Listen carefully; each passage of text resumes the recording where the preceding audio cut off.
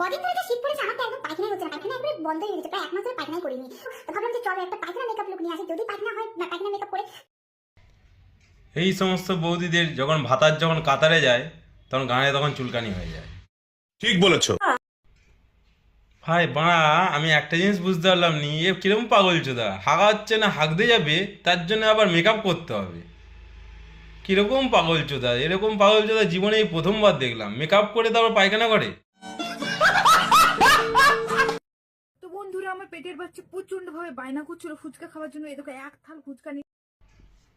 গাঁড় মেরেছে মারা, পেটের মধ্যে বাচ্চা আছে, বাচ্চা কি করে কথা বললো যে বাচ্চা ফুচকা চাইছে? কি কিরকম মারা পাগল চোদা মাল মাইরি। বন্ধুরা 2 মাস ধরে কিন্তু আমি পাদি নাই, ওই জন্য কেন পাদা হচ্ছে না ভাবতে ভাবতে কিন্তু কানতে লেগে গেছি। আহা